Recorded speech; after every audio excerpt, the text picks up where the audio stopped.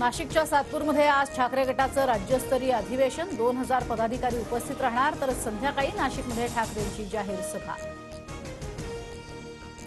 ठाकरे गटाचे नेते रवींद्र वायकरांची आज ईडीकडून चौकशी होणार। कथित जोगेश्वरी भूखंड प्रकरणात ईडीची कारवाई।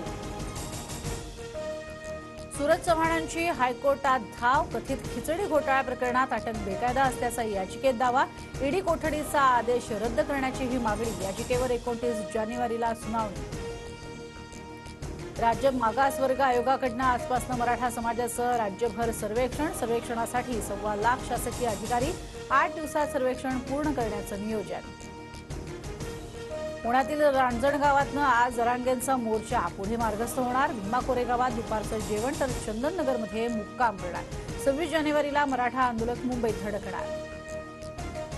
मराठा आरक्षणासंदर्भातील क्युरेटिव्ह याचिकेवरती उद्या सुनावणी। न्यायमूर्तींच्या दालनामध्ये सुनावणी होणार।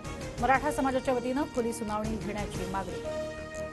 मुंबईमध्ये भाजपची आज जिल्हानिहाय बैठक। भाजपचे राष्ट्रीय सरचिटणीस शिवप्रकाश यांच्या नेतृत्वात बैठक। शेलारांसह लोकप्रतिनिधी आणि पदाधिकाऱ्यांना हजर राहण्याच्या सूचना।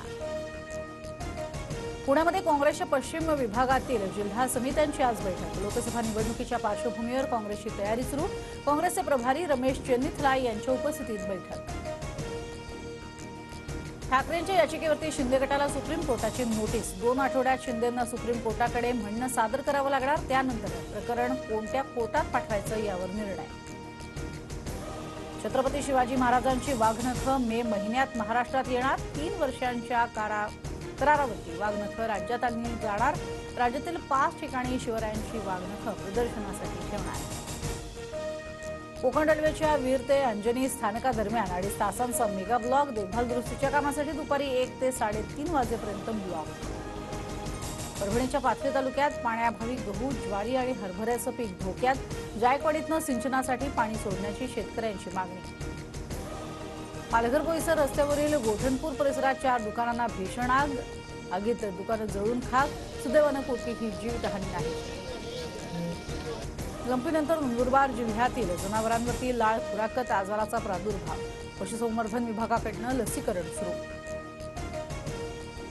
पुणे नगर महामार्गावरती 2 दिवस अवजड वाहतूक बंद। जरांगे पाटलांची आज आणि उद्या महामार्गावरनं पदयात्रा। त्यामुळे पुणे वाहतूक विभागाचे आदेश। रत्नागिरी हापूस आंब्याची आवक कमी असल्यानं आंब्याच्या भावात तेजी। पुण्यामध्ये 1 हापूस आंबा 516 रुपयाला तर 5 डझनच्या पेटीला 31,000चा उच्चांकी भाव। दिल्ली एनसीआरमध्ये भूकंपाचे सौम्य धक्के। उत्तर भारतातही काही ठिकाणी भूकंपाचे धक्के।